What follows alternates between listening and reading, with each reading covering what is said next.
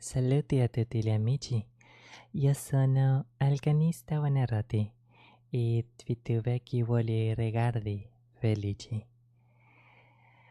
Ah, okay, it feels oddly relaxing, finally here. But you know why I took the name of Vanarati? To have the guiding, to have the image of one of the greatest maestros in history as one of my guiding lights in this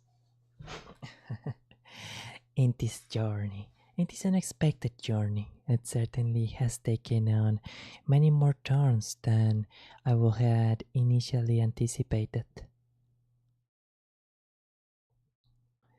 Let us take a small detour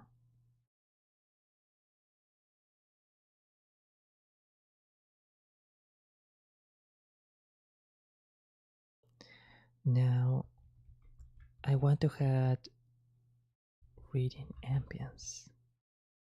I want to add some ambient track, something kind of like what we did with the ASMR stream for uh, 40 for the soundtrack. Let us choose an appropriate one.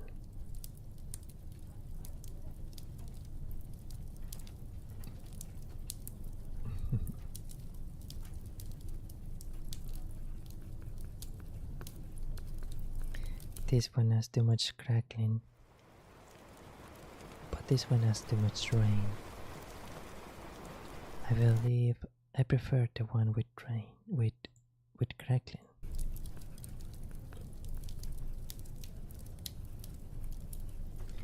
Or let us see. And you know,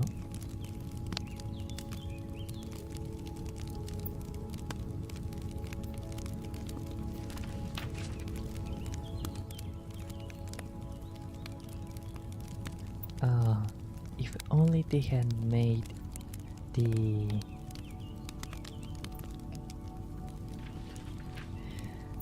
sitting track a bit less prominent, this track will have been quite nice. But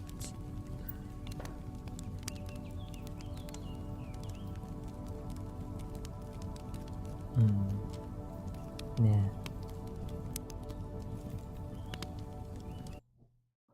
Oh, I almost forgot. I need to use the microphone. Here we go. Excellent. Now we're moving more properly. Is that is good, isn't it? You might notice this time that I'm actually speaking with a bit more.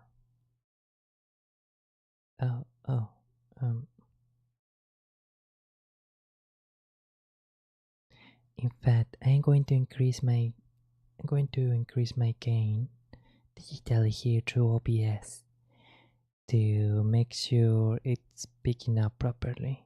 Yeah, we want to do it up to here. For example, here if I speak. Yes, excellent. Very good. Very, very good. Okay. And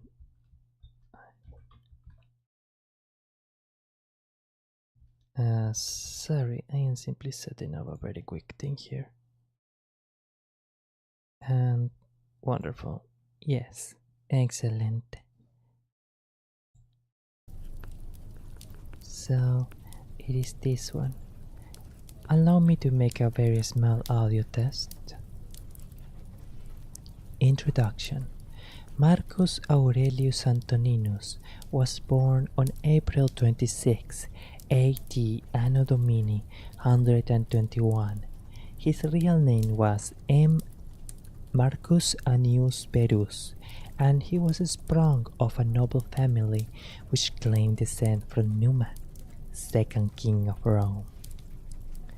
Let us see how that resulted.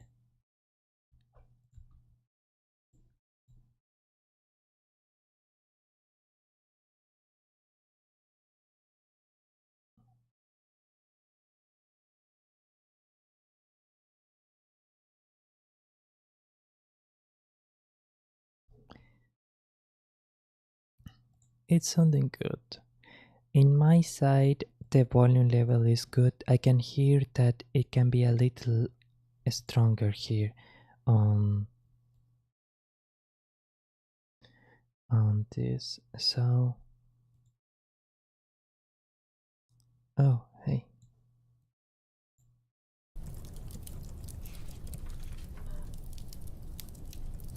Thus, the most religious of emperors, king of the blood of one of the most pious of early kings. his It's father, something good. Annius In my Verus. side, the volume level is good. I can hear that it.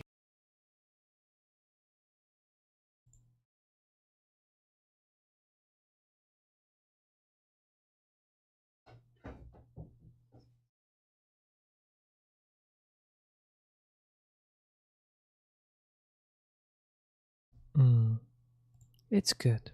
It's good. Alright, we can start. Our beginning will this time be slightly bit different. I'm going to start studio mode, and I'm going to use our typical React screen for this. I think what I set out to do in here is window capture. Yes, I think that it is.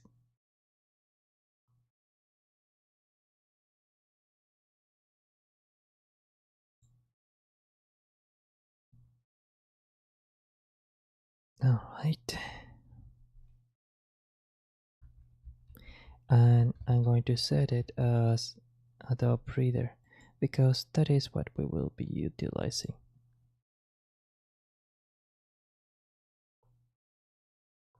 Oh, here it is, Acrobat X. Windows 10 capture method. Marvelous.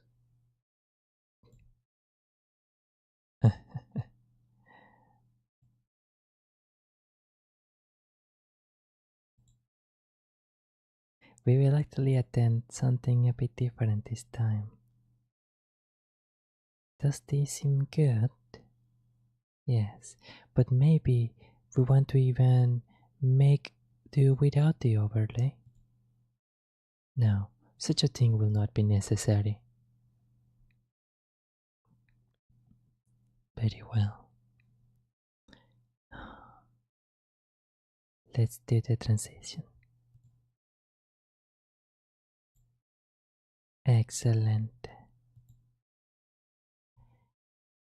Well, on my end, what I am seeing is looking quite elegant. Needless to say, there is no personal information included in here either. Thus, it should be good. Yes, it should be good. Oh, but I do need to ensure one little thing. Forgive me for just a moment. Excellent, a good setting of the window, and wonderful. I had forgotten I only possess one monitor. Ah, and now let us start studio mode once again. As predicted, the image has changed.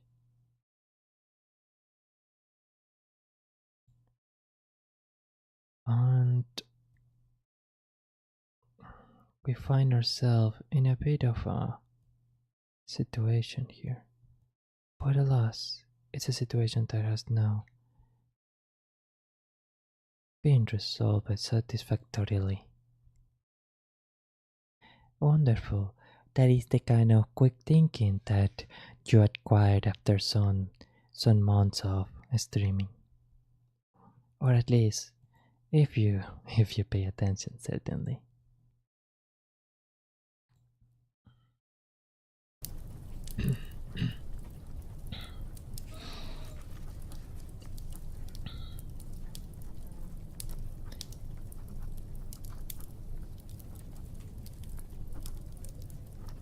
Everything should be ready for us to begin the reading, isn't it?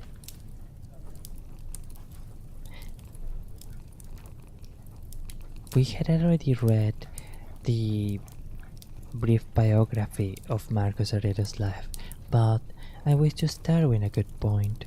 As such, we can at least do the first paragraph of the introduction to Meditations. This introduction. Oh,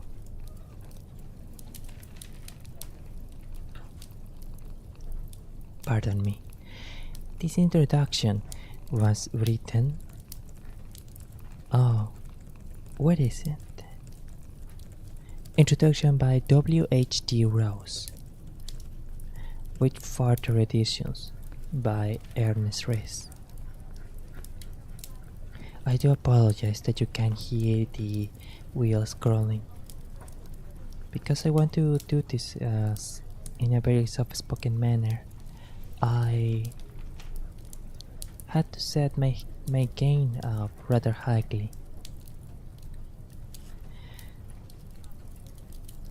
Marvelous. So, here we begin. Introduction. Marcus Aurelius Antoninus was born on April 26, Anno Domini 121. His real name was Marcus Annius Verus, and he was sprung of a noble family which claimed descent from Numa, second king of Rome.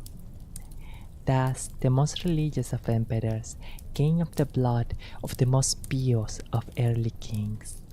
His father, Annius Verus, had held high office in Rome, and his grandfather, of the same name, had been thrice consul. Both his parents died young, but Marcus held them in loving remembrance.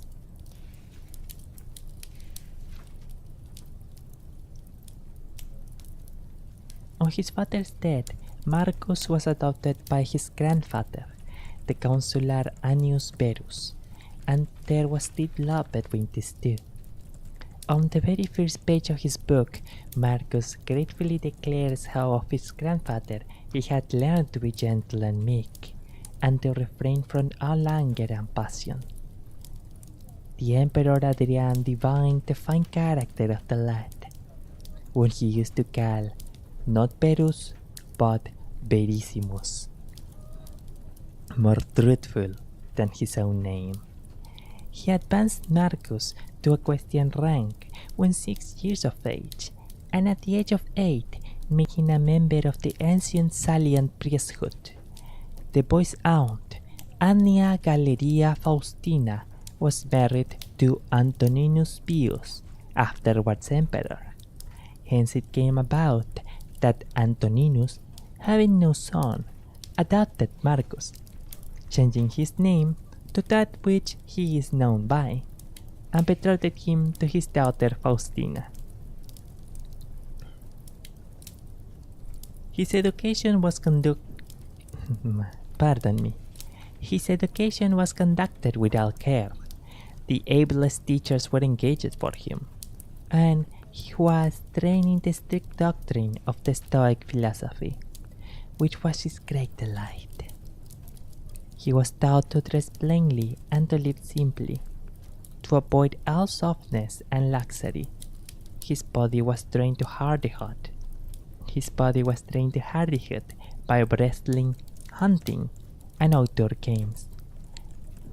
Until his constitution was weak, he showed great personal courage to encounter the fiercest force.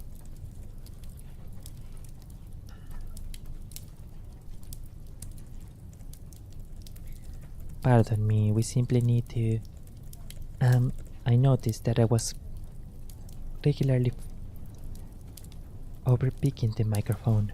My apologies. Alright. No, just please allow me to readjust this one more. Marvelous. Maravilloso. At the same time, he was kept from the extravagances of his day. The great excitement in Rome was the strife of the factions, as they were called, in the circus. The racing drivers used to adopt one of 4 colors: red, blue, white, or green, and their partisans showed an eagerness in supporting them which nothing could surpass. Riot and corruption went in the train of the racing chariots, and from all these things Marcus held severely aloof.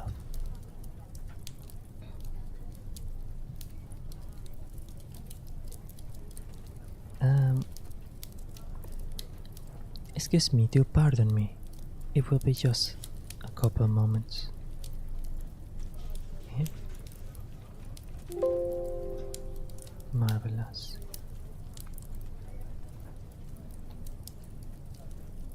Is this where the...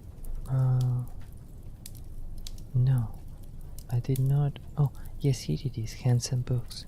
Excellent. I simply want the long book in itself.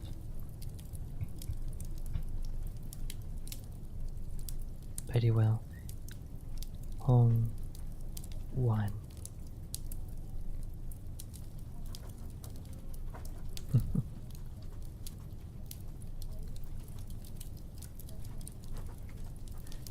How does that look? I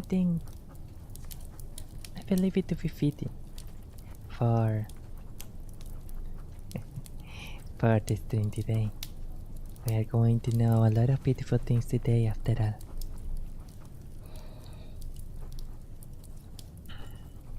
Excellent. With that introduction completed, let us proceed to the continuation of the first book. I believe that the last time that we were here, we were heading to the description of his thanks to his father. No, close that please. Oh, but we can help to complete the... Yes, we can.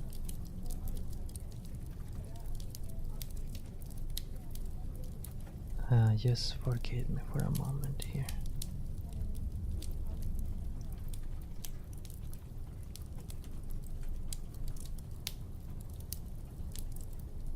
Oh, I do not see any place on which to place this. Oh, okay. Now I can. Excellent.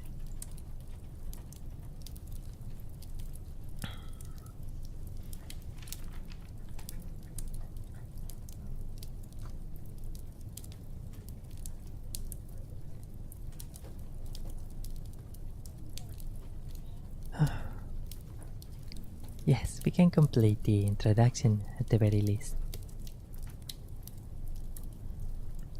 But although Marcus Aurelius might have failed,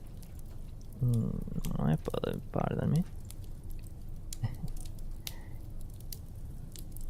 But although Marcus Aurelius may have held intellectually that his soul was destined to be absorbed and to lose consciousness of itself, there were times when he felt, as all those who hold it must sometimes feel, how unsatisfying is such a creed. Then he gropes blindly after something less empty and vain. Thou hast taken ship, he says, thou hast sailed, thou art come to land. Go out, if to another life, there also shalt thou find gods, who are everywhere. There is more in this than the assumption of a rival theory for argument's sake. If worldly things be but as a dream, the thought is not far off that there may be an awakening to what is real. When he speaks of death as a necessary change, and points out that nothing useful and profitable can be brought about without change, did he, perhaps, think of the change in a corn of wheat, which is not quickened except it die? Nature's marvel of power of recreating or of corruption is surely not confined to bodily things. Many of his thoughts sound like far-off echoes of St. Paul, and it is strange indeed that this most Christian of emperors has nothing good to say of the Christians. Has nothing good to say of the Christians. To him, they are only sectaries, violently and passionately set upon opposition. It is indeed quite remarkable, curious.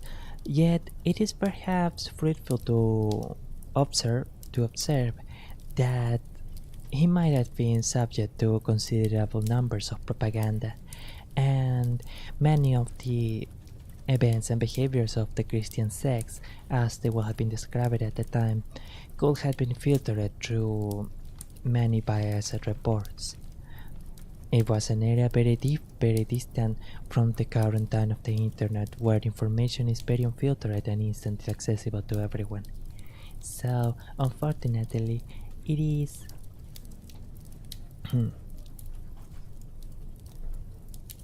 it is reasonable to assume that significant untruths might have been allowed to spread much more strongly in the past. Let us continue with the reading. Profound as philosophy, these meditations certainly are not. But Marcus Aurelius was the sincere not to see the essence of such things as came within his experience. And ancient religions were, for the most part, concerned with outward things. Did the necessary rites, and you propitiate the gods. And these rites were often trivial, sometimes by usurped right feeling or even morality. Even when the gods stood on the side of righteousness, they were concerned with the act more than with the intent.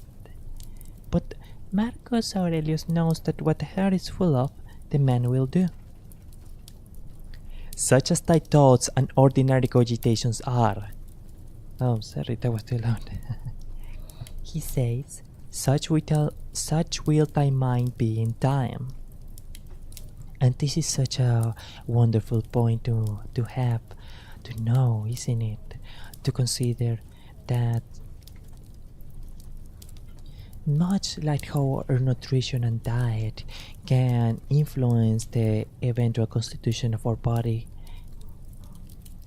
the kind of opinions, of thoughts, and emotional charges that we regularly assign to our mental disposition can eventually make up the general status of our mind.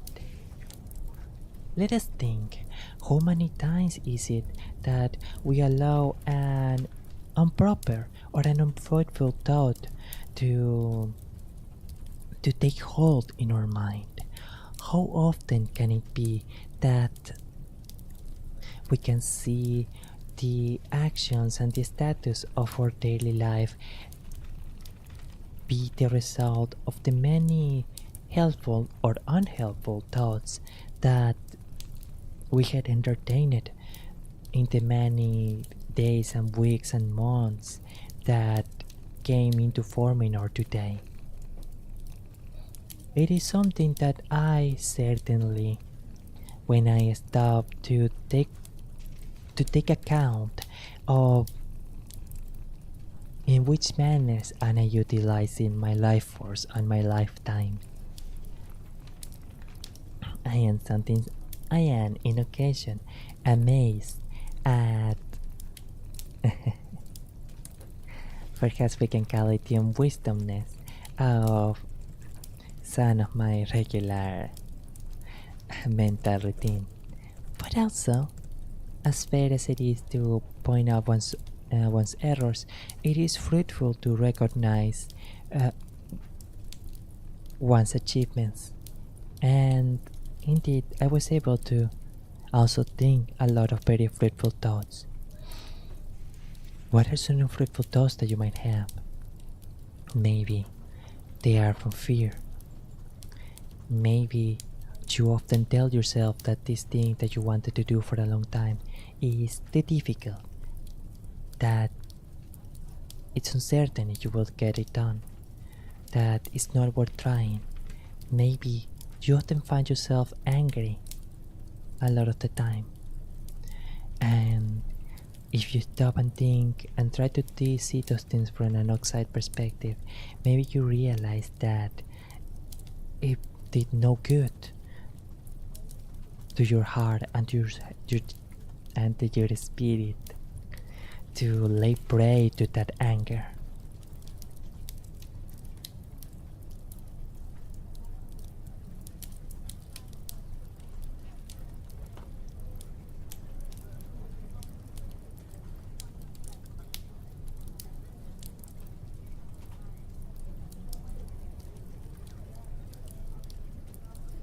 and that the truly important thing is to be able to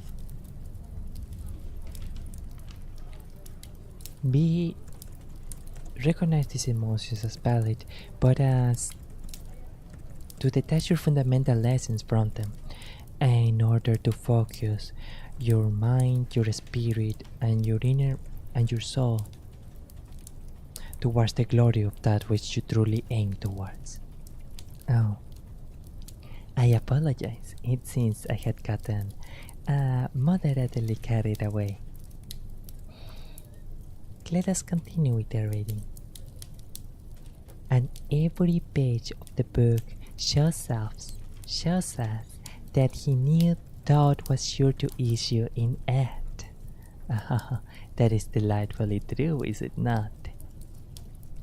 The things that we are regularly thinking about, that we are constantly thinking of, they will influence our action and our behavior. If we try to think virtuous thoughts, they are more, not certain, but they are more likely to result in virtuous behavior. He drills his soul, as it were, into right principles, that when the time comes, it may be guided by them. To wait until the emergency is to be too late, and that is very much true. In the military world, there is a phrase that they often that is very popular. People do not rise up to the occasion; they sink to the level of their training. The important thing is to prepare oneself by the constant exercise of one's intellect, physique, and spirit, in order so that one can be prepared to act almost instinctively or automatically in a moment where the situation calls for it. Many times I had found that to be the case during streaming. I had to exercise patience.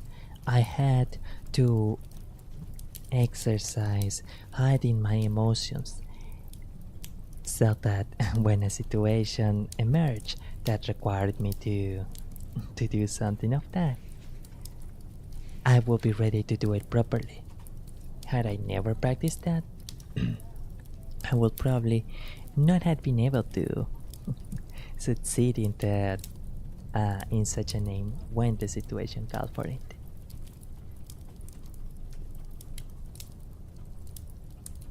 He sees also the true essence of happiness.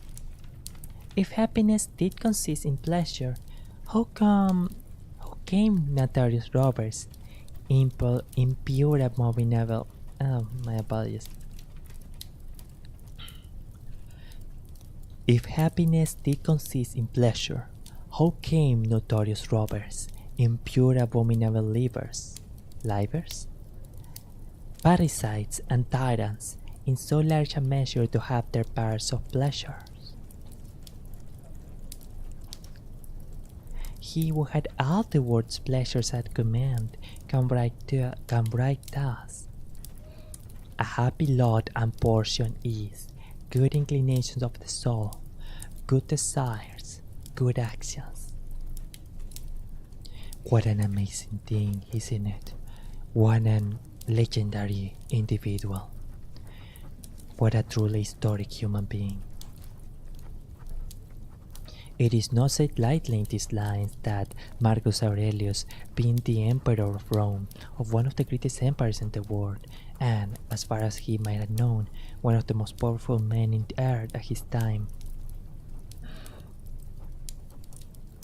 was truly able to access all pleasures, absolutely all possible pleasures in life, not just material, but with people.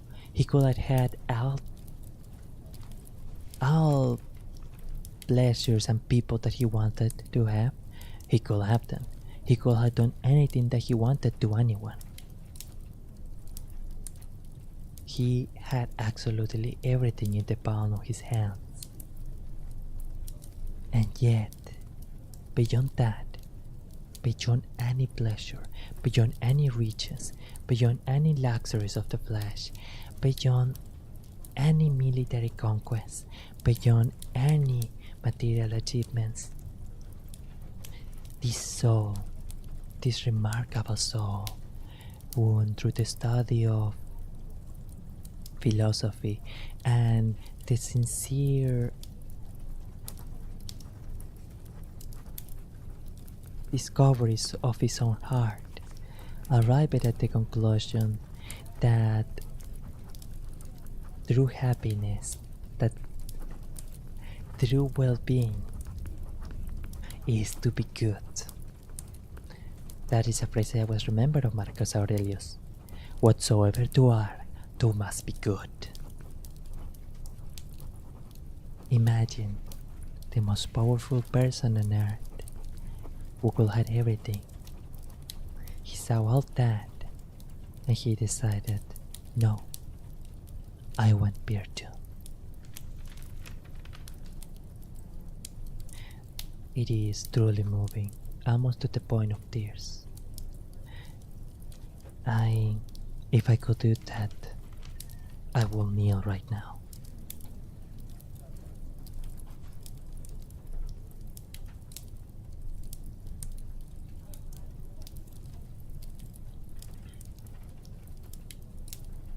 By the irony, or the wisdom perhaps, by the providence of fate, this man, by the irony of fate, this man, so gentle and good, so desirous of quiet joys and a mind free from care, was set at the head of the Roman Empire when great dangers threatened from east and west. For several years he himself commanded his armies in chief. In camp before the Quadi, he dates the first book of his Meditations. It is at this moment that an observation would be good to make. Meditations is essentially a diary written in the period of around 17 years, which were the personal writings of the fabled Roman emperor. And generally, they were written at different periods. Different entries were separately written at different periods of his life. And let's proceed with the reading. And shows how he could retire within himself amid the coarse clangor of arms. The pomps and glories which he despised were all his. What to most men is an ambition or a dream, to him was a run of weary tasks, which nothing but a stern sense of duty could carry him through. That's another thing. His Majesty Marcus Aurelius, was extremely righteous. He always wanted to be absolutely perfectly virtuous, and always do every task up to the utmost. And he did his work well. His wars were slow and tedious, but successful. With a statesman's wisdom, he foresaw the danger to Rome of the barbarian hordes from the north, and took measures to meet it. As it was, his settlement gave 2 centuries of respite to the Roman Empire. Had he fulfilled the plan of passing the imperial frontiers to the Elbe, which seems to have been in his mind, much more might have been accomplished. But that cut short his designs. Truly, a rare opportunity was given to Marcus Aurelius of showing what the mind can do in despite of circumstances. Most peaceful of warriors, a magnificent monarch, whose ideal was quiet happiness in home life, bent to obscurity yet born to greatness, the loving father of children who died young or turned or hateful. His life was one paradox, that nothing might lack. It was in camp before the face of the enemy that he passed away and went to his own place. And here is a statue of the emperor. Unfortunately, this one does not have a commentary, as thus we do not have a date for it. Let us kneel in front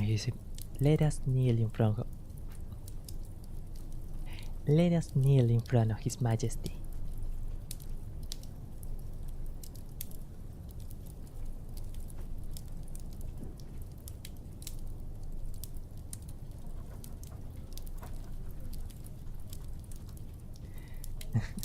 or bow down, as the case may be. I forgot it is not practical for me to kneel in this position.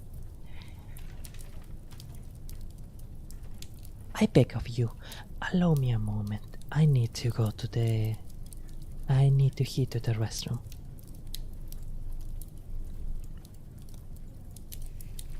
Oh, sorry.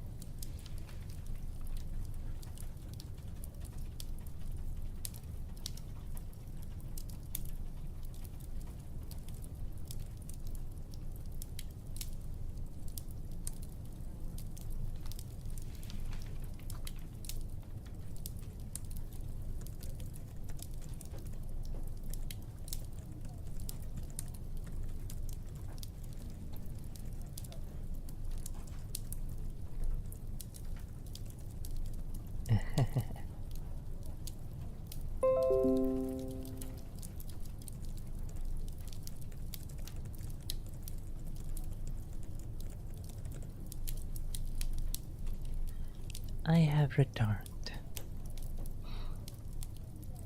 Very well. Now we had read the majority of the first book. Last we were. And this is actually such a wonderful little thing, isn't it? That he dedicated a section of this personal entry, this personal text, to showing gratitude to all the people in his life, all the people that taught him something through his life.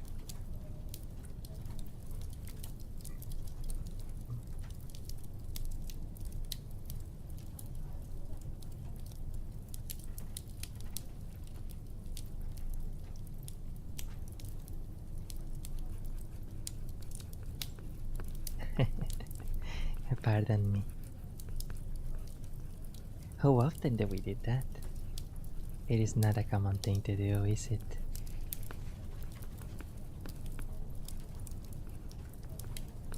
Ah. It seems we had a few connection problems there, but thankfully, blissfully, it seems to all be solved. How often do we do that? How often, even in our minds, do we write the gratitude and the ponderations of all the things that people have done for us, not just clear actors such as one's parents or one's significant loved ones. It could be more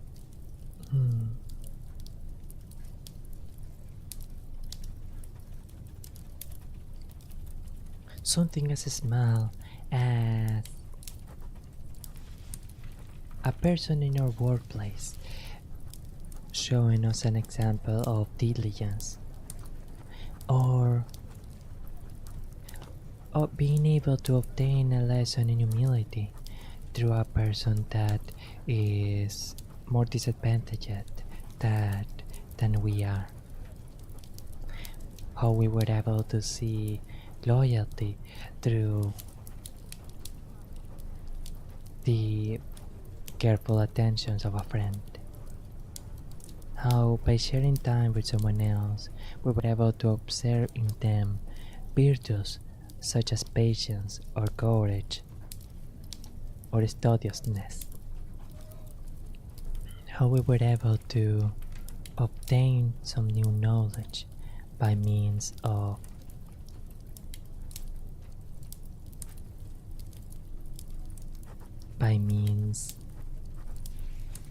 a language teacher.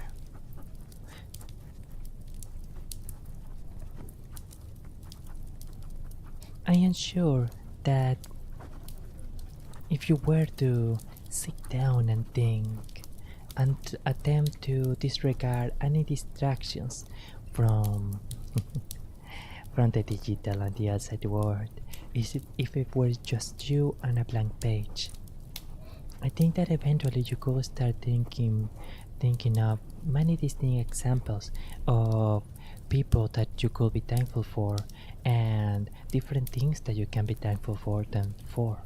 You can be thankful to them for. I am certainly thinking of many people myself, both inside and outside of Vtubing. Very well, let us continue. Let us proceed. But it is something that I encourage you to try, even if it's only as a fun little exercise.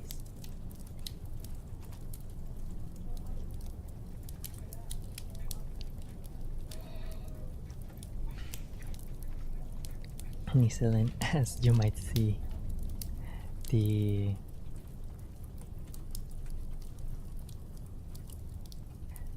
first book is the final thanks to his father and to the gods are a bit long, so let us not delay any further.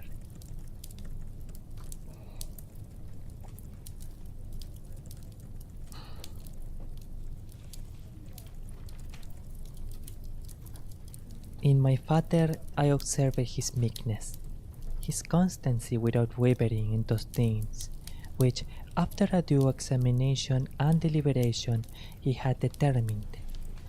How free from all vanity he carried himself in matter of honor and dignity, as they are esteemed.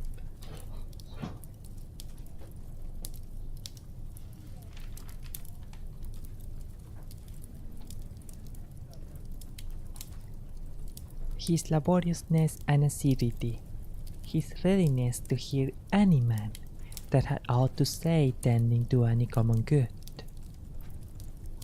What he means in this part is how willing his father was to Listen to the advice and opinion of any individual, regardless of whether he might perhaps have been upset at said individual or their position in life. And that he was interested in anything that they might have to say regarding the greater good. Thus, even if maybe he did not like this person, he was still willing to hear of them if it could assist the welfare of the Roman state, for example.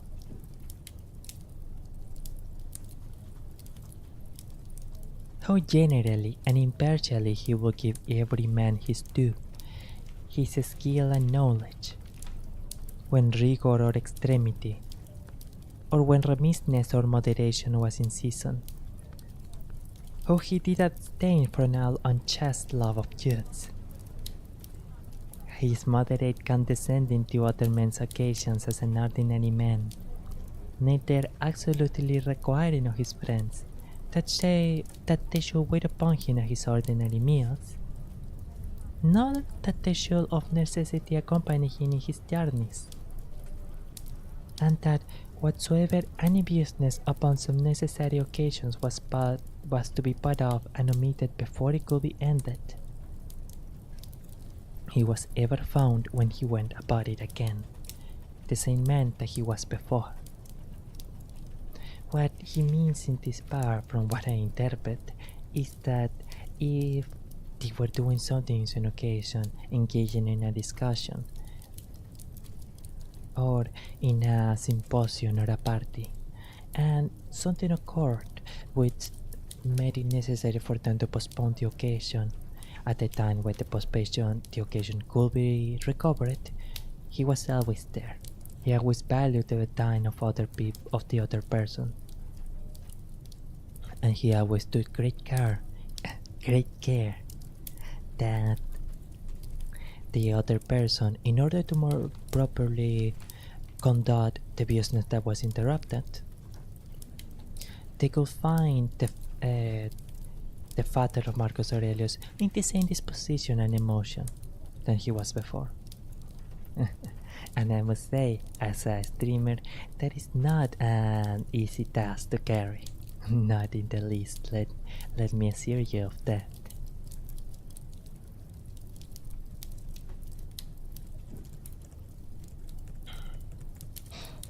Let us proceed.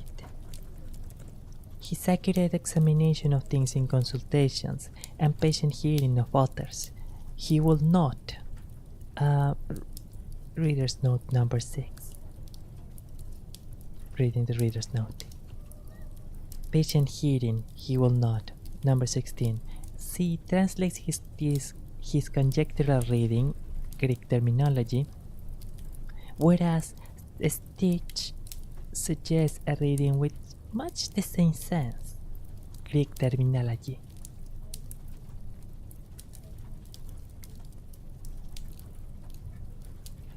Let us proceed with the reading.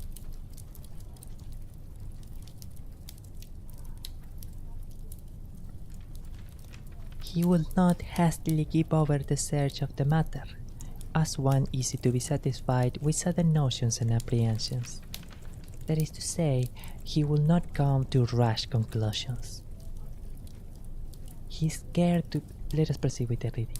He is scared to preserve his friends, how neither at any time he will carry himself toward them with disdainful neglect, and grow weary of them, nor yet at any time be madly fond of them. Madly fond of them will be essentially not to be overwhelmingly occupying of their time, not to, as we will say in regular parlance today, want to hang out with them all the time, so that it might be a burden onto them. Be willing to give everyone their proper space and time. And that is something that we don't always see in the online world, do we? Sometimes we can be a little, well, at least I can be a little clingy, I will admit.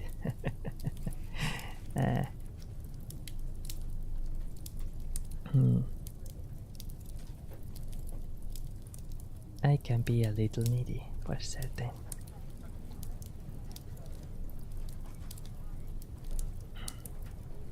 Let us proceed with the reading. His contented mind in all things, his cheerful countenance, his care to foresee things afar off, and to take order for the least, without any noise or clamor. Moreover, how all acclamations and flattery were repressed by him, how carefully he observed all things necessary to the government, and kept an account of the common expenses, and how patiently he did abide that he was reprehended by some for this his strict and rigid kind of dealing. Certainly, he seems to have been a very meticulous official, and while such meticulousness might certainly prove a hardship, it is nonetheless utmost admirable. Reader's Note 7. Straight and rigid dealing. 16. See translate Greek terminology as though from Greek terminology in the sense of strain, rigor. The reading of other Greek terminology is preferable.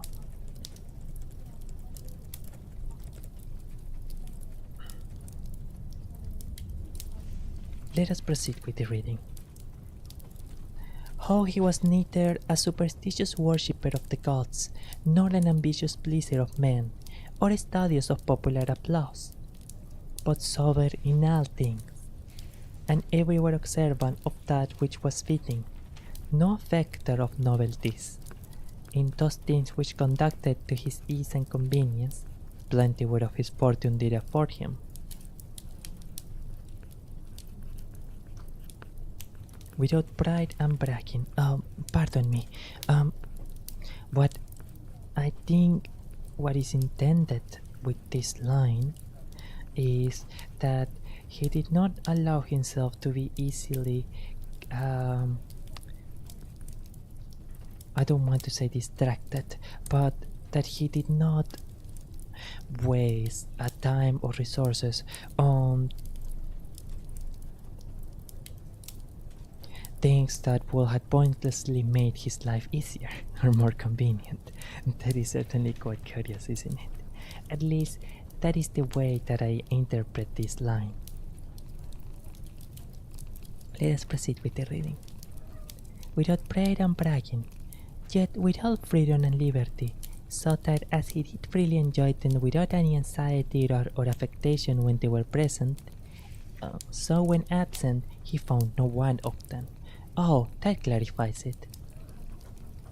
So, he was certainly appreciative and happy when these luxuries or conveniences or convenient tools or easy methods of, for example, transportation were available.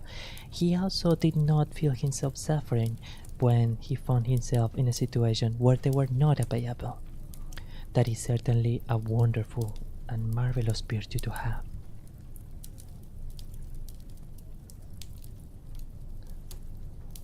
It's something that a virtue that we can exercise a lot in the modern world today, do we not?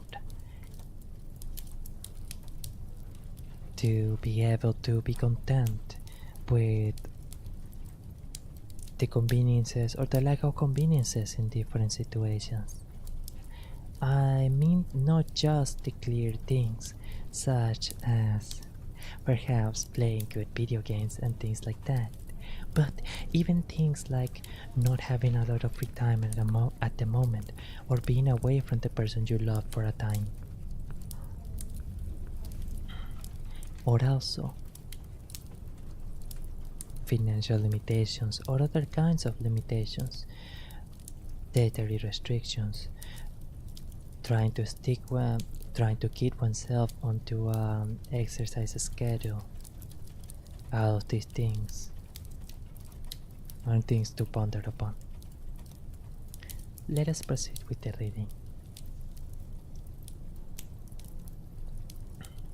Moreover, that he was never commended by any man as neither a learned, acute man, acute as in accurate or sagacious, or an obsequious, officious man, or a fine orator, but as a ripe, mature man. Pardon me, or a fine orator, but as a ripe, mature man, a perfect sound man, one that could not endure to be flattered, able to govern both himself and others. Moreover, how much he did honor all true philosophers, without upbraiding those that were not so. Yes, it is the mark of true wisdom and intelligence to demonstrate that wisdom and intelligence in subtle ways, and to shirk any situation where one will show off and much less make others uncomfortable by the difference in thinking. That is something which I personally had always detested. Without entering into needless detail about myself, when I was much younger, I was regularly appreciated for my prodigious learning, but I never wanted to make other people feel as if they themselves were not great learners. I did not want that distinction to make other people feel bad. I always detested that feeling. And so it is indeed important to be able to honor and grace wisdom without upbraiding those that are not so, that simply had not yet had the chance to know as much as we did. Let us proceed with the reading. His sociableness, his gracious and delightful conversation, but never unto satiety, his care of his body within bounds and measure, not as one that desired to live long, or over studious of neatness, of elegance, and elegancy, and yet not as one that did not regard it. Someone who took care of himself and who wanted to be healthy, but not in excess. So that through his own care and providence, he seldom needed any inward physic or outward applications. Yes, indeed, someone who took good care of his health so that his body could be a tool for glory, not overly attached to his own lifespan or beauty, but simply ensure that his body, much like his weapon, was a finely tuned tool to his aims.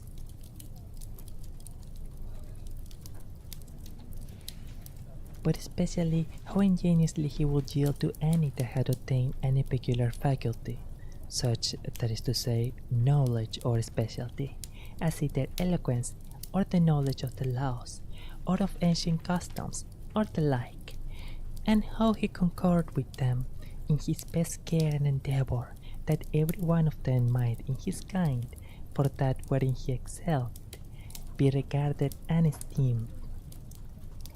And although he did all things carefully after the ancient custom of his forefathers, yet even of this was he not desirous that men should take notice that he did imitate ancient customs. Again, how he was not easily moved and tossed up and down, but loved to be constant, but in the same places and businesses, and how, after his great feats of heritage, he would return fresh and vigorous to his wonted affairs. Again, that secrets he neither had many, nor often, and such only as concerned public matters, his discretion and moderation in exhibiting of the public sights and shows for the pleasure and pastime of the people, in public buildings, congiaries, readers note number 8. Congiaries, Greek terminology, dolls. I think they were in a specific antique ancient kind of building type, but I am not too familiar with them, I'm afraid. Let us proceed with the reading.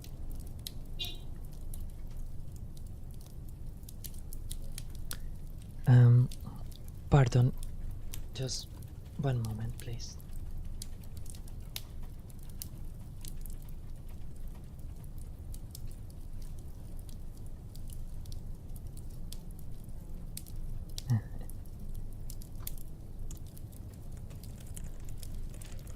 In all these things, having a respect unto men only as men, and to the equity of the things themselves, and not unto the glory that might follow. Never wont to use the bats at unseasonable hours, no builder, never curious, or solicitous, either about his meat. Solicitous will be someone who asks too many questions, essentially. Either about his meat, or about the workmanship, or color of his clothes, or about anything that belonged to external beauty. In all his conversation, far from all inhumanity, all boldness and incivility, all greediness and impetuosity. Clarifying the aspect of, oh no, sorry, it is not necessary. Anything that belongs to external beauty is quite good of an explanation in itself.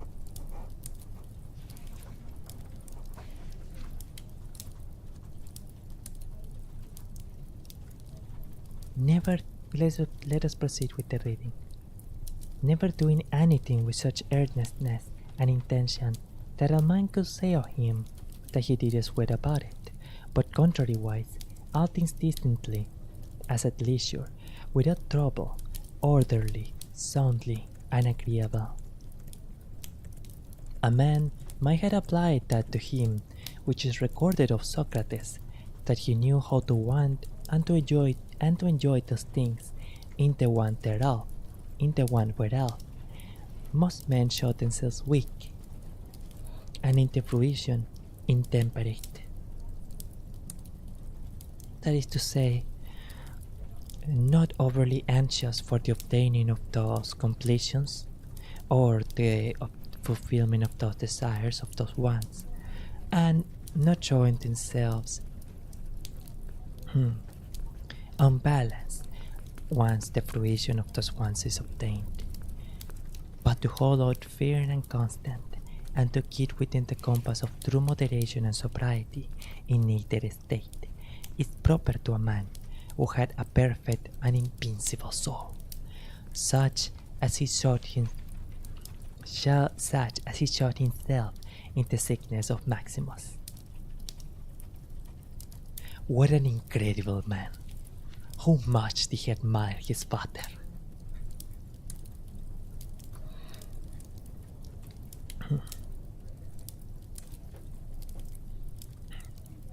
Alas, I am...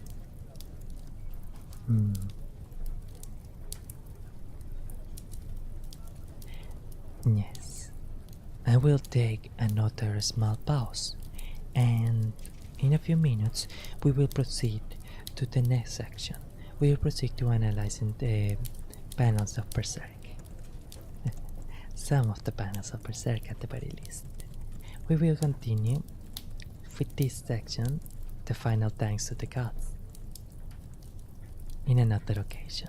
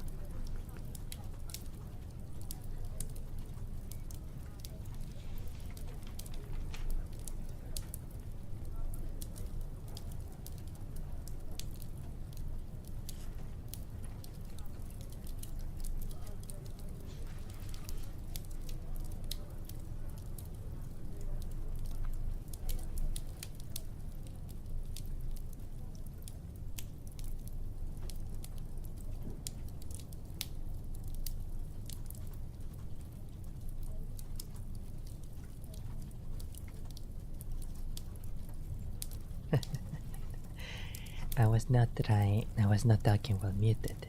I was simply preparing the. Okay. Preparing the audio.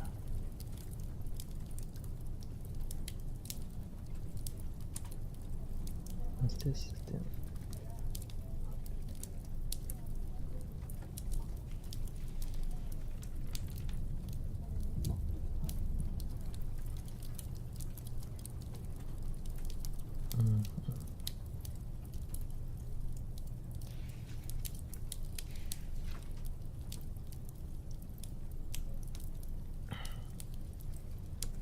Excellent.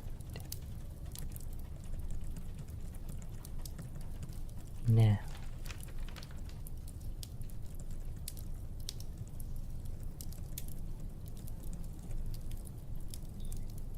we out to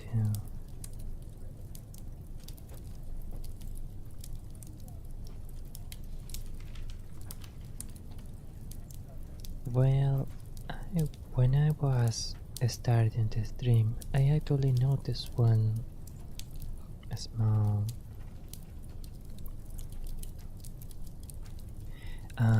unpredicted situation that I found myself into. See.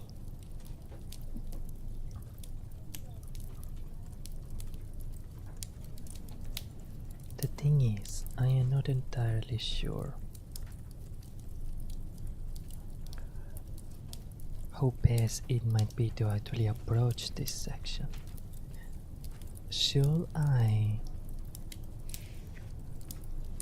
watch it from the loading an image on OBS, or will it perhaps be more fruitful to prepare a different type of scene, a different kind of capture? Pardon.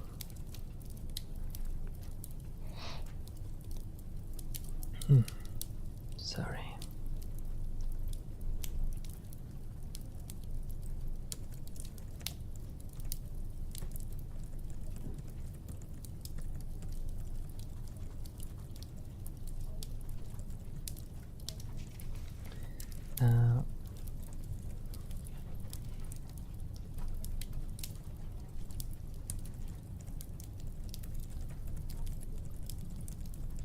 Oh, marvelous. You can actually have a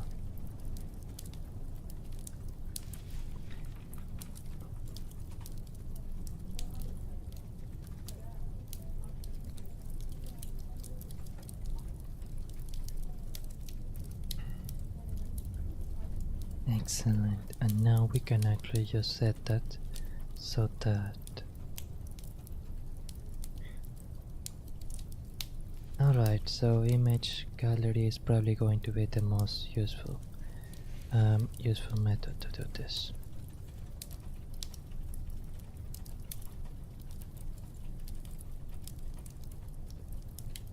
Let's start with these two images as a test.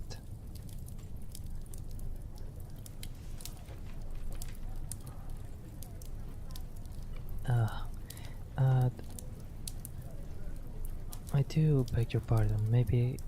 Mayhaps I ought to have been a teensy bit more prepared. Yet, okay, we select anything that is within the folder, right? Yes.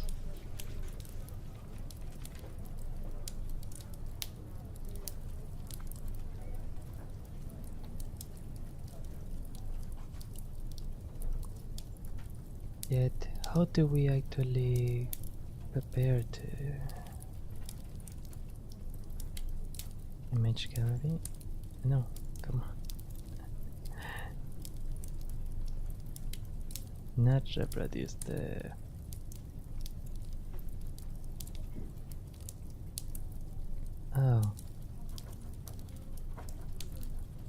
oh, here we go. Excellent, so we use a particular slide for the keys. Wonderful. We can allow this one to rest. Oh.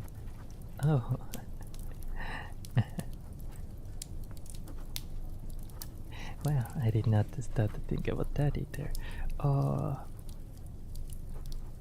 You know, we can. I actually know what image we can use for this.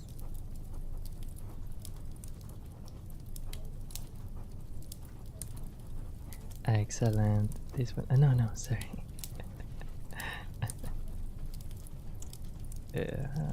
Let's move it down below here. Excellent. Now it should be below everything else. Wonderful. We are being pro streamers now, are we not? This is one is simply I started. We are simply testing it out.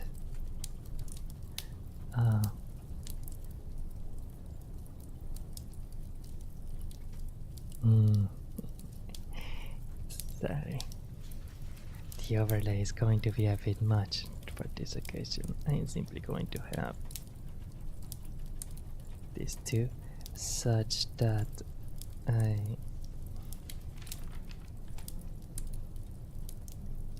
okay, excellent. How does that look over the overlay? Well,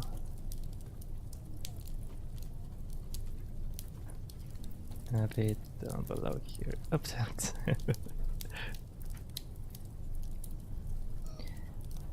Okay.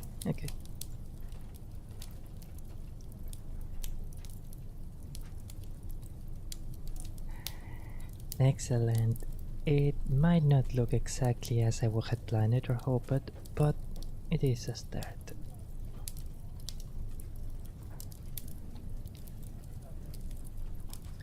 Now, it is important to mention this is pretty much the first chapter of Berserk. So it serves pretty much as a complete introduction to the character. And yet, just look at how detailed everything is already in here. Needless to say, the writing and curse is already pretty good. We are very quickly introduced in a very convincing manner just how incredibly strong Guts is. And yeah, okay, excellent. This is a better way. Like this, and then I can actually move it in this scene so you can see how I see it. Okay. This method, cross-hatching, from what I understand, is a considerably difficult method to do, or not difficult, but it requires real skill to be able to effectively use it, especially in the way that Miura does it. Now, do you see here in the part where it shines? It's pretty much white, but here when it starts trying to suggest shadow and texture, more and more lines come one over the other, and as we go farther away from the light source, more and more lines catch one over the other in a kind of, I don't want to say a spiderweb pattern, but a crosshatch. Yes, a crosshatch pattern. And to really give this sword its metal feel, its sense of a heap of raw iron feel. And I do not know if it can be easily seen in here, but each little cross-hatching line is unique in its direction and gesture. Every line is unique. I can't even imagine how much time it ought to have taken Master Miura to complete this simple panel alone. And remember, this is during the golden age. No, not the golden age, my pardon. This is during the Black Swordsman arc, the very beginning of Berserk. Even at the start. The art was already outstanding. Here we can also see that, of course, there is a lot of usage of tones as well, these flat textures. But Mira did not rely on them mainly, only to cover secondary areas. And even then, his use of tone is very tasteful and very, very skilled. Here we see a bit more cross-hatching. And we will appreciate this more in the future, but Puck, not only as a character, but as an artistic venue for the more innocent aspect of Berserk's style, is it played the perfect foil and true key to make Berserk unique from the beginning. To hear it showed you that it was not going to be just some edgy core dash stuff. It was going to be something truly mainly unique. How was it that you could crop an image here? It's not with control, it was with alt? Yes, okay, it was alt. And you can crop outside of the wonderful. Okay.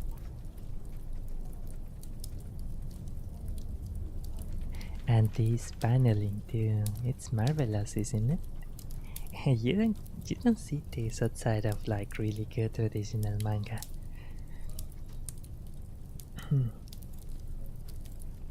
God's here standing as the main character that he is, and the little vertical sequence of images on the left. It really is astounding. So let's move to the image gallery here. Now, this image in itself is not really something that's particularly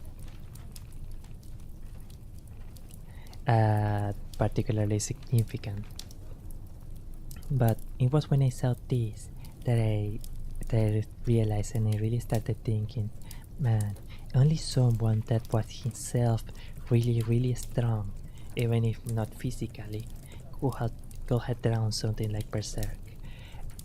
There is a sense of weight and reality to many of God's actions, to his character, that only someone who knows what it like to achieve something extraordinarily difficult could have truly and convincingly portrayed. Now let us here the image gallery again, and let us increase the size of the. Oh, and I can add the cities here too. Such a. Now that is a true chat face. Such incredible determination, and I really love the lower lip button like that. It gives even a little bit of the grumpiness of the prototype, of the manga prototype. That's wonderful. That's quite wonderful. Alright, let's. Oh, I know we flipped the image accidentally. Oh, no, sorry. That's not what I wanted to do. Sorry. Here, and here. Marvelous. Alright. Now I'm going to hide this image for a little bit. Because I am short for time, I will not be able to select. I will not be able to edit out gory parts or bloody parts on some of the panels that I wanted to choose. So I am going to have to select some very discreet ones.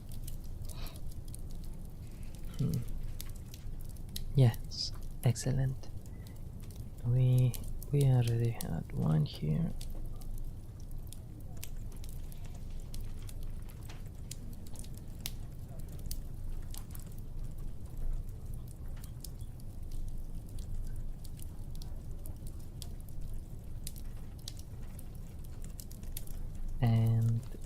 going to just select 2 more.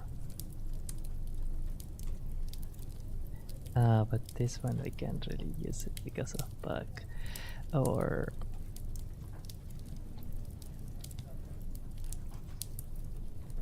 how about maybe we can actually just do the editing right now.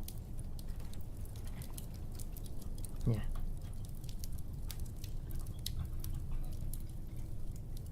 Yeah, we can just do the editing fairly quickly.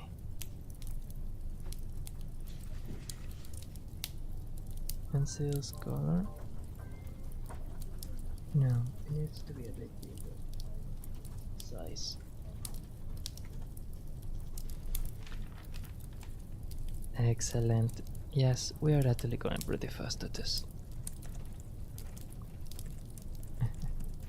I need the sensor pack. He's just too. Pack is too pure. Pack is too pack. And I do apologize that I am being a bit overzealous perhaps with my censoring. Yet, because YouTube relies on AI to do the moderation nowadays, I don't want it to think that bug flying around innocently is something else.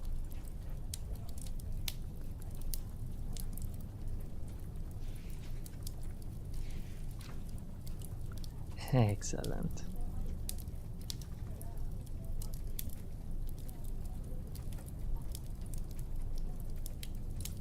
I am sorry, but we are actually completing it pretty quickly actually.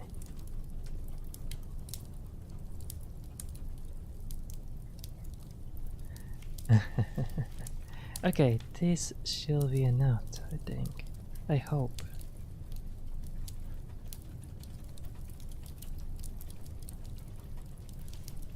Oh, I almost forgot that one panel.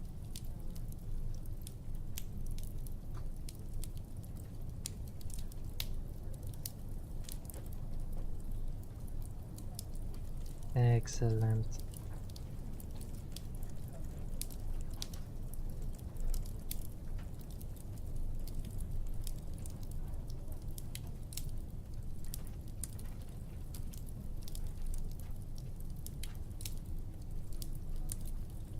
Okay.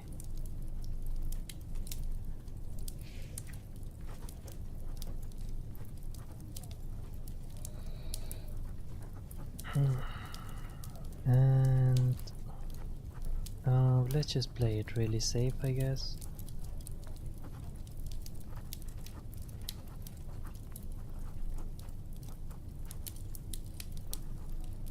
Okay, wonderful.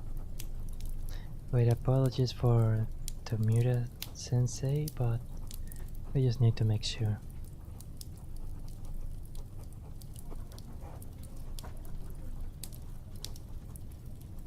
Oh.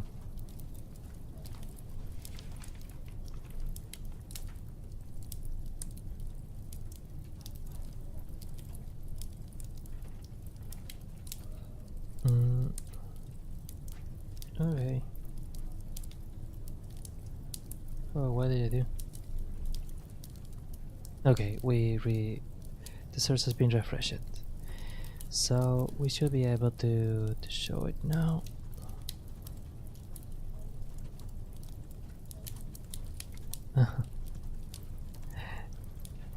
Okay, well.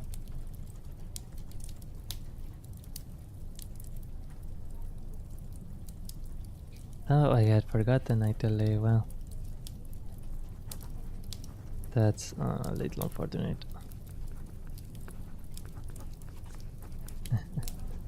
Well, it's not like anything too bad. It was in there, I guess.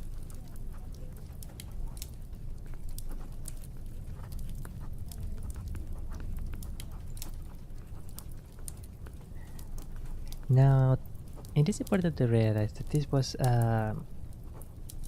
many people will probably associate this with Griffith's famous dreams speech. Yet it is important, meritorious to mention that this occurred of course, at a time when God no longer admired Griffith. Yet, this is something that he himself believes, beyond of any external factor or influence, meaning that he gives himself to his own life. To have this little moment of introspection already on the second chapter of the manga was one. It already showed us early on from the start that it was going to be far, far beyond a simple action story.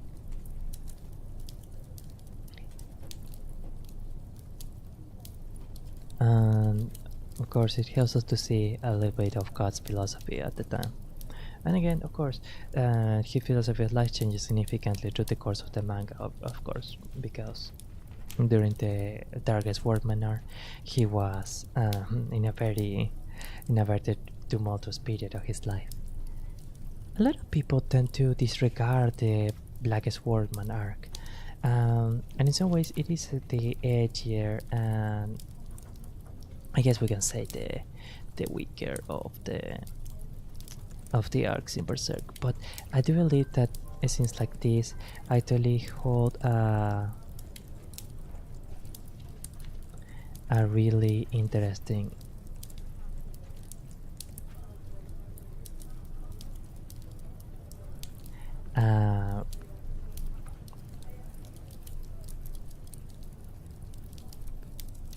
they hold some really valuable stuff. And of course, gods, even though we don't really know it in detail at this point in the story, he is constantly tormented and fighting against the fact that he is destined, well, quote unquote, destined to be absorbed into the maelstrom. He is eaten by the demons, by the evil creatures. So he contrasts that libertarian ethos of like setting your entire hair into doing that what you believe in, regardless of the risk, with the fact that if you died, then you only had one life. So you don't have anything after that. And he doesn't say it in a positive way, of course. He is very resigned to that fact. He is very... The panel presents it as a very somber thing. So it's something that really leaves you with a lot of meditation.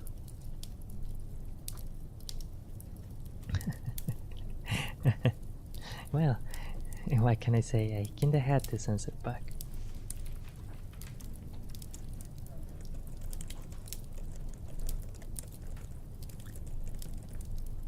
Let us begin. Let us start with the earlier, with this part here. Excellent.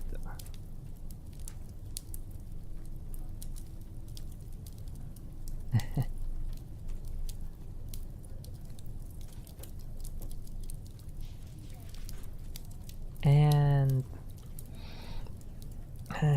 remember, this was all during the infamously edgy arc of Berserk, the Darkest Workman arc, right?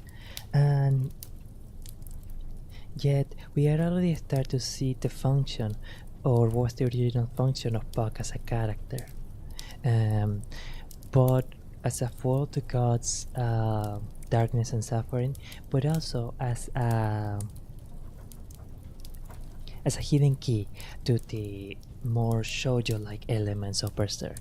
Famously, I remember that in some interview, Miura sensei mentioned that he felt Berserk had a lot of shoujo elements to it too.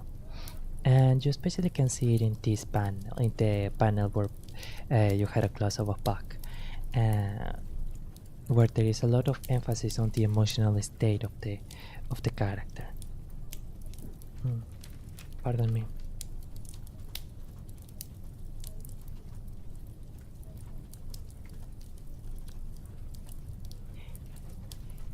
Not only that, but this almost feels like a little conversation between God's previous panel and what they see now, right?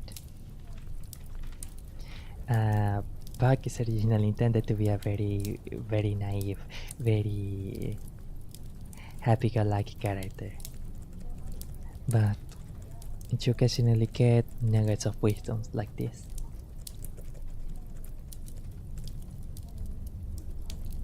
So it is presented as an extremely dark and bleak world, and a lot of the manga does seem to pose the question of in which way can people live amidst a really dark world, or at least that is the question that is regularly asked in the Dark Sportsman arc.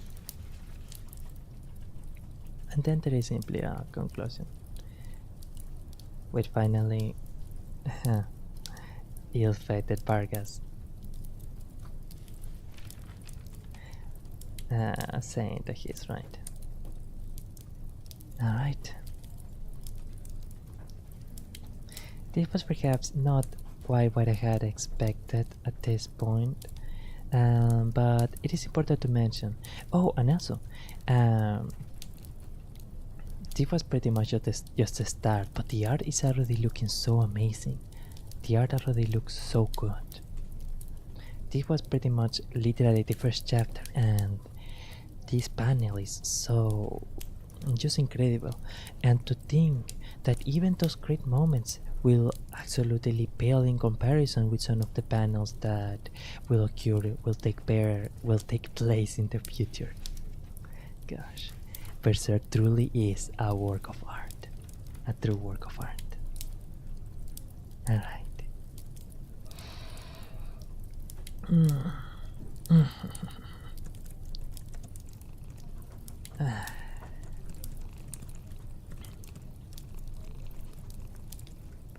Allow me 2 minutes while I rest and recuperate for the next one.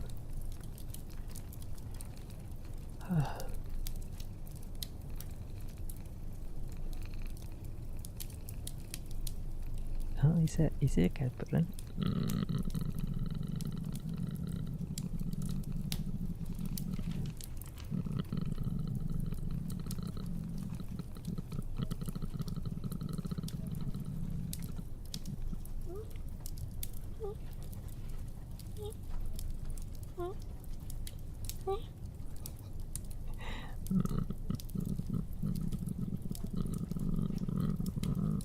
Hey, there's another SMR song I could make too.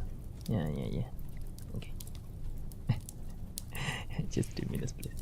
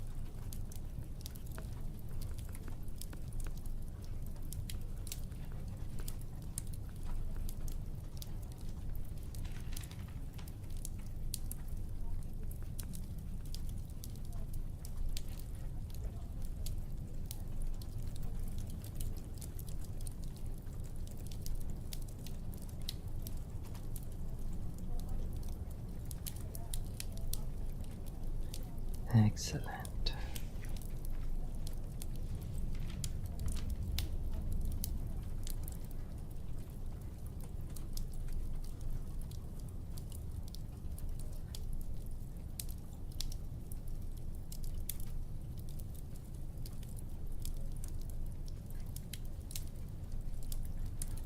Okay.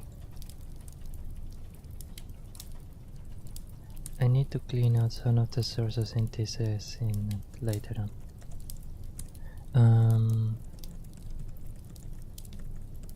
Alright.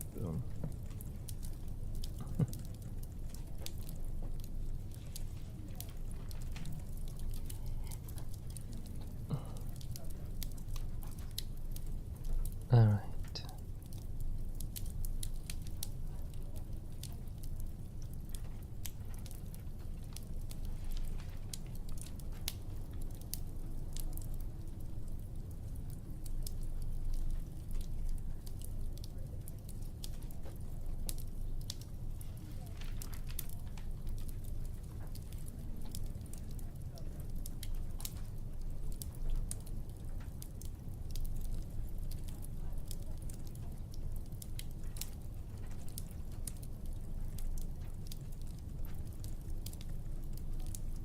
Oh, that's a nice trick that I can have too.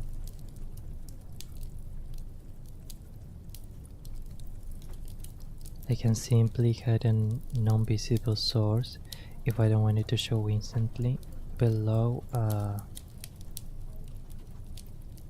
Okay. Yeah, that's actually a pretty nifty trick. Hey, no, sorry.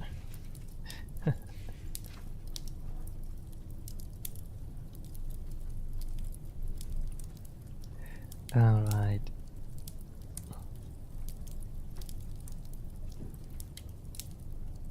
A little bit below even.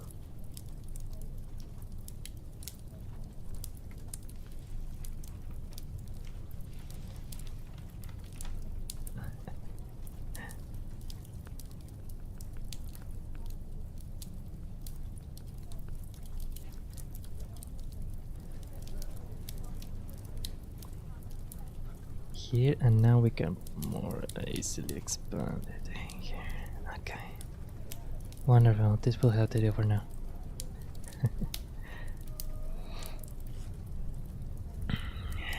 So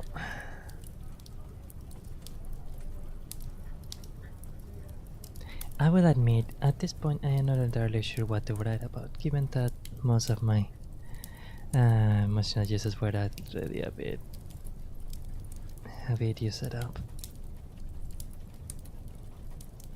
But regardless, we only had like 10 minutes more in the stream and then we are completed really.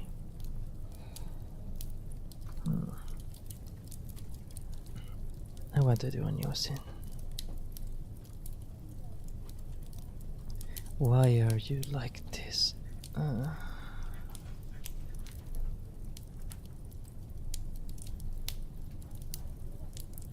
A linked note? Okay, that's something that could be actually pretty cool, I guess.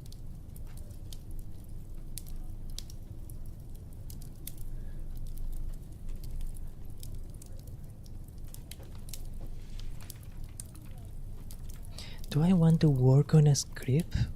The thing is, I'm not sure what script to really work in right now.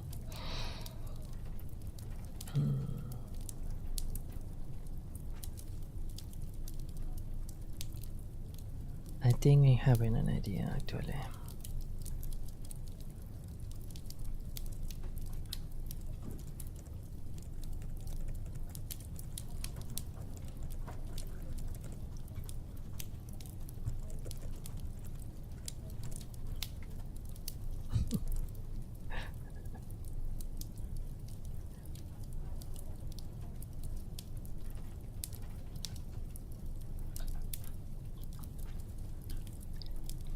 Yeah, this should be like a typical one, but it could be pretty good.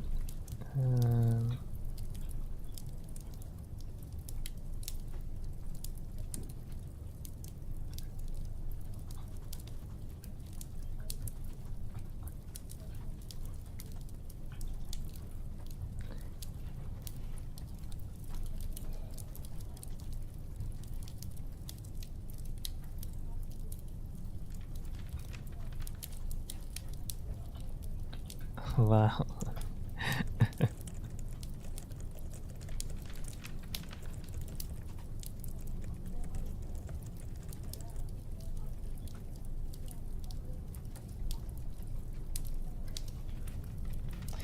Sorry, it's a bit of a working title. I know it's a bit of pretty wacky. You know, after reading such legendary stuff such as Meditations and Berserk, it's not really what I thought I was really working on. But I just can't think of anything like writing that I could make.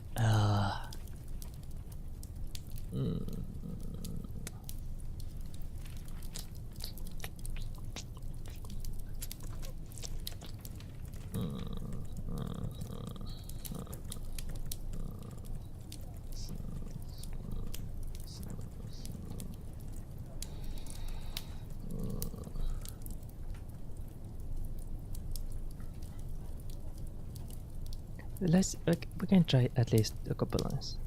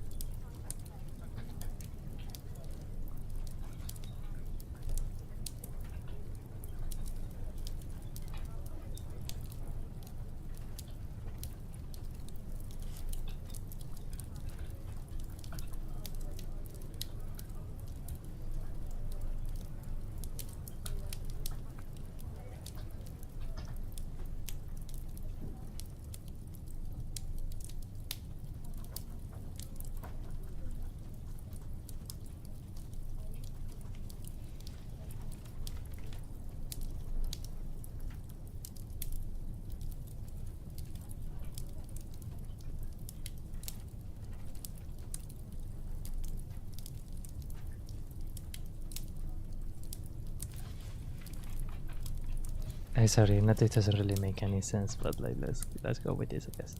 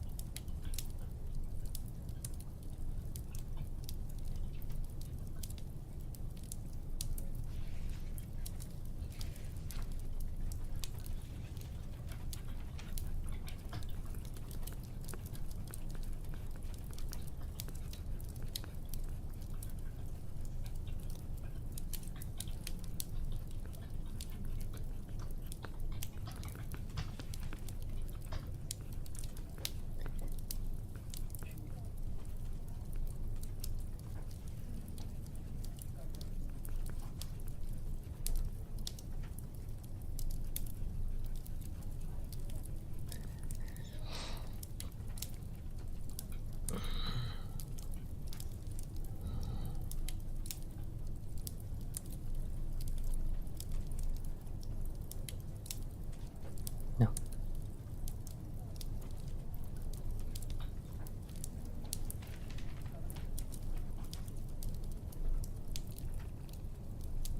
And when the spirit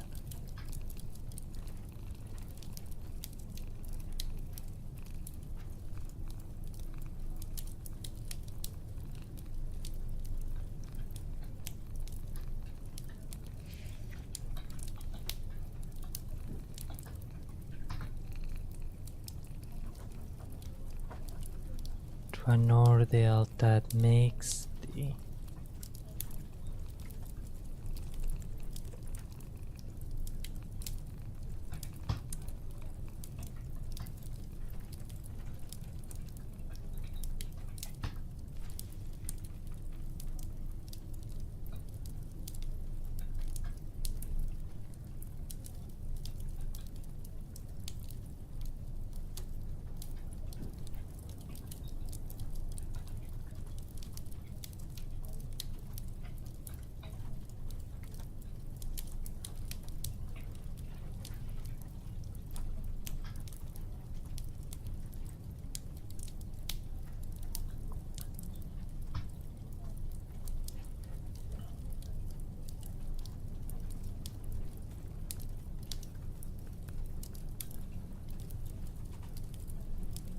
It's like such a sorry, this is so disordered, but I'm happy that I at least got a paragraph done. I know that we are losing a bunch of frames, I have no idea why that is. Um, but like, oh, I think I have an idea of why it is actually. I bet it's the, yeah, the CPU is feeling everything is a bit much, and I am pretty sure that the Evernote or Google Chrome or something are like having an issue. Okay. Um.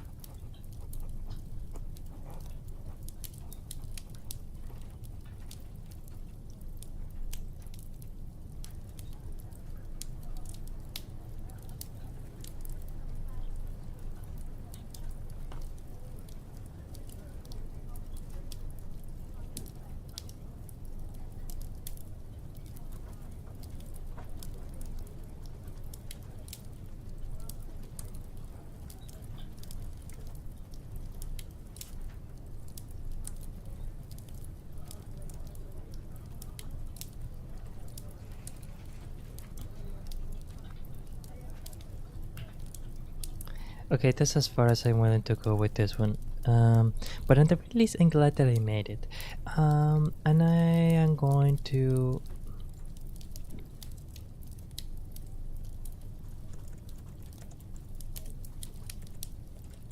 Uh, let's see. Should we? Okay, fine. We can deliver like a little bit of it, I guess.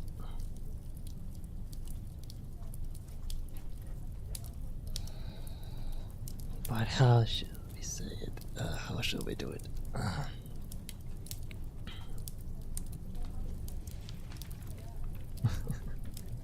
Oh, that one would be a bit bad. Okay, sure, let's go. Let's go, I guess.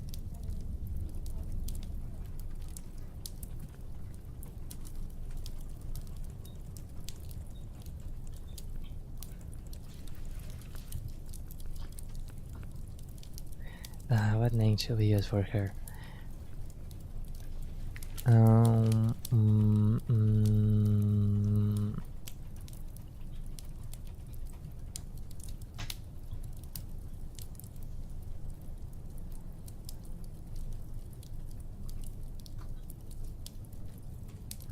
to his head, not to his head, what the heck?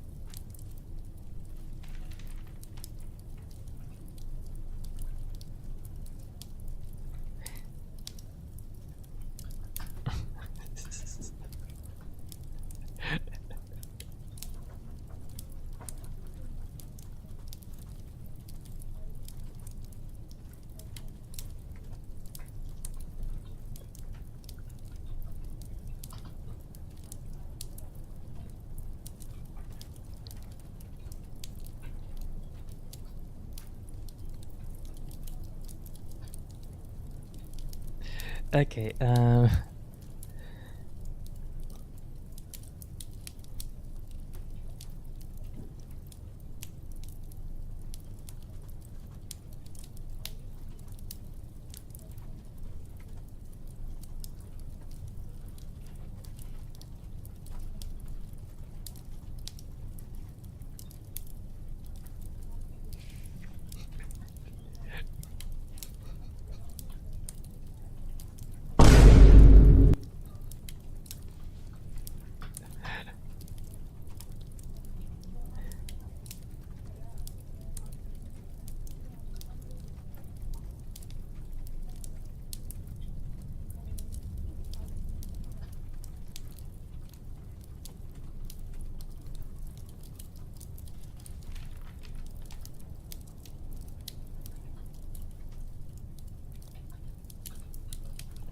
Okay, there's another this.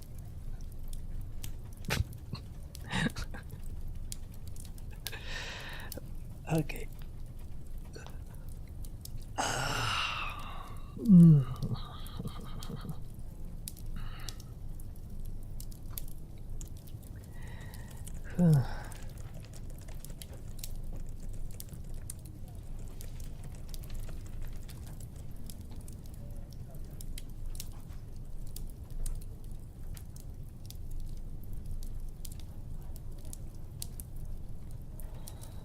Okay, yeah, we only had like 5 minutes more and then we...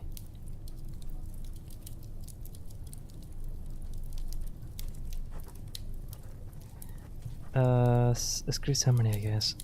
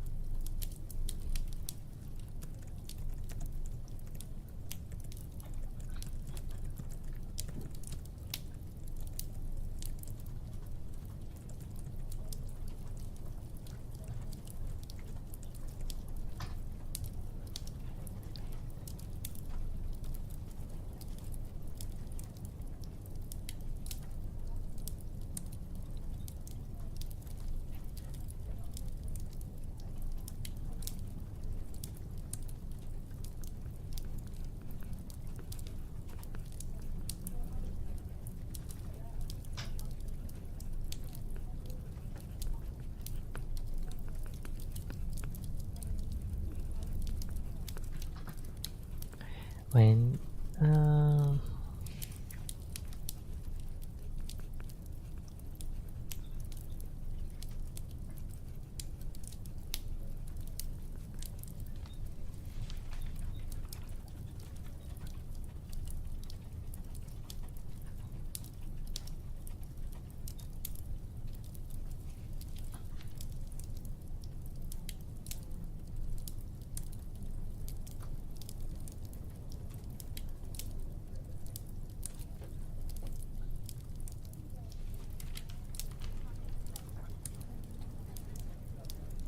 this brings something to your ear, I guess. This is...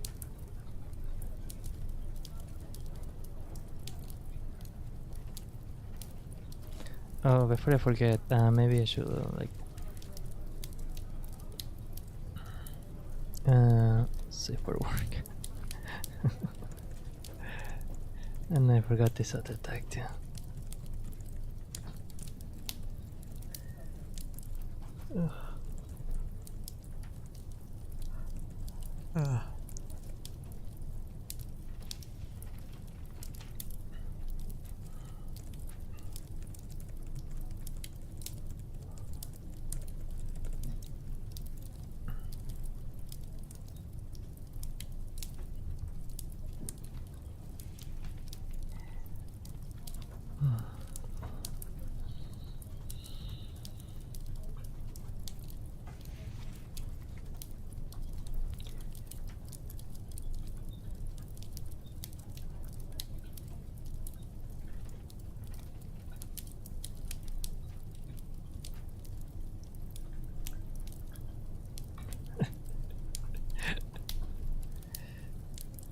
Okay, that's enough tags for the time being.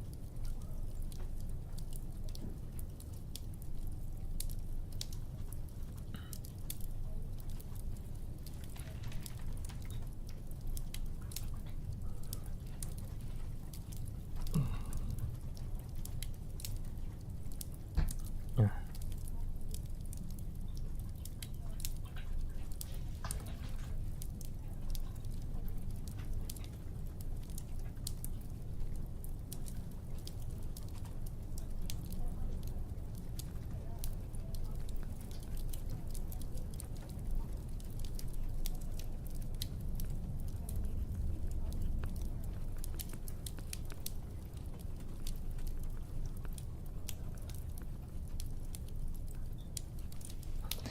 Okay, this should be enough for now. I don't want to make it like too...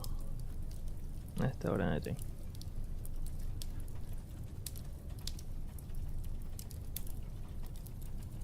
Or suggest don't...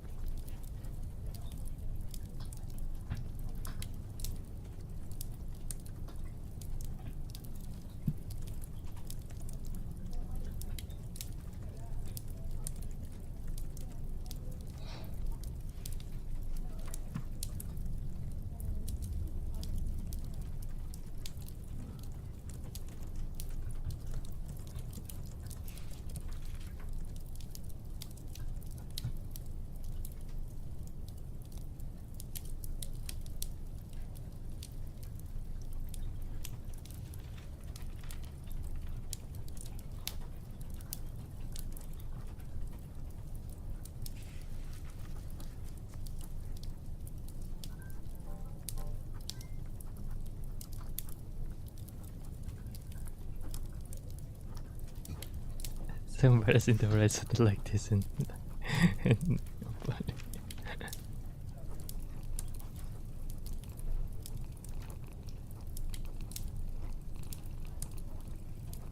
what was it for the heart emoji? Ah, no, it's not working on... Right? No, I think not. It's all just characters. Or was it... Esto? No. How about...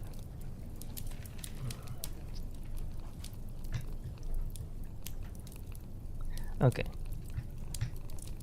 No.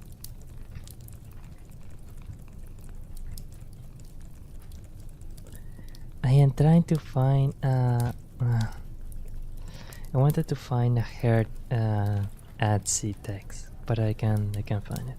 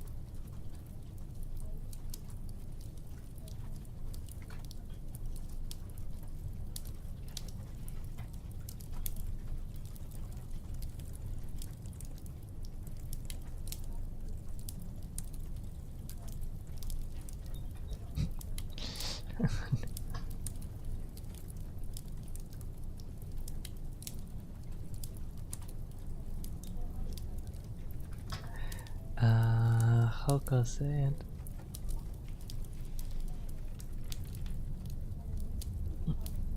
Oh.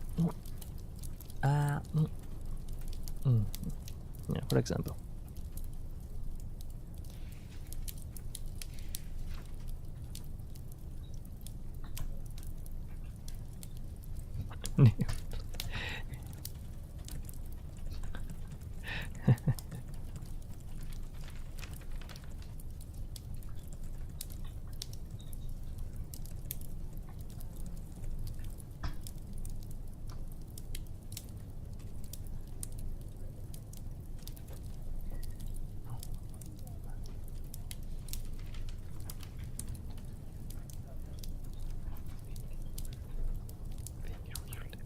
Okay, yeah.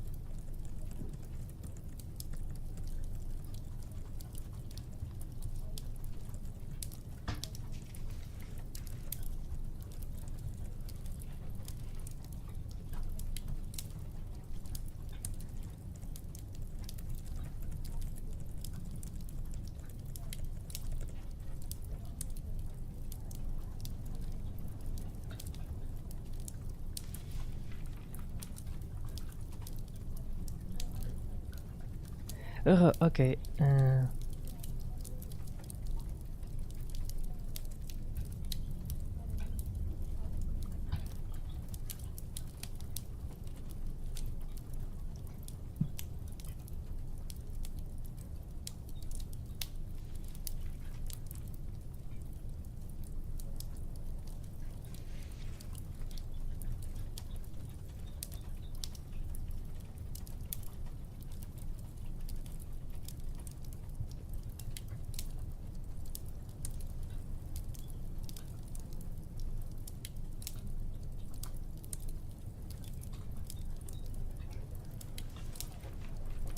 Okay, well.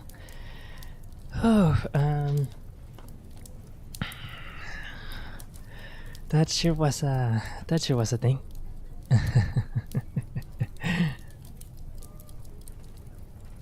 But all right, let's hide this one and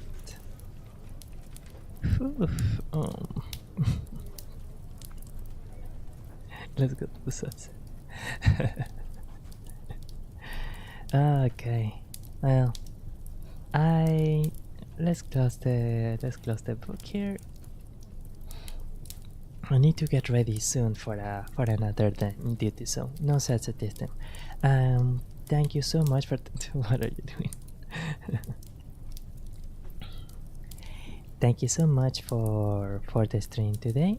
It was I really appreciate it. Like, the previous stream, as I mentioned, was really nice, but this stream was actually really satisfying, really relaxing for me, really, because it was one of the things, some of the things that I really wanted to do for a while, and they came out so well. Like, I got to read meditations, I got to analyze the panels, I got to discover a new skill with OBS, and I even got to write a little. I was surprised by how full steam ahead we went with that with that script, and that looks And that's really good. I think I'm going to be finishing another SMS script soon. Yeah, and it's correct that like the parent too. That's another thing that I can actually add for the SMR sections too. So like overall, it was a really good stream. Maybe a bit longer than I had anticipated, but it was extremely productive. I'm really happy. All right, thank you, Tans. Thank you, Tans, for real, for real. Oh, and I came up with a little ASMR spoken section too. Yeah, because one of the things that I often see is like you had audience research, that audience research thingy on the YouTube channel, on the analytics part. Um, One of the things that appears the most in like things that your audience was searching for, or things that some of your watchers are searching for, is like ASMR, soft spoken, and like those two words, ASMR, soft spoken, are like the most. Soft spoken reading, for example, is one that's super popular. So, like I had some of that now too. Nice. Okay, that is all for today. This has been Alcanista Banarate, il Vtuber chi vuole regardi felici. Adiós, mis amigas. Adiós. Nos vemos. Matane. Adomani. Ci vediamo. See you. Bye bye. Adiós. Oh, and you saw, yeah, I had a new intro screen too, and you will see the new outro. I hope that you like it.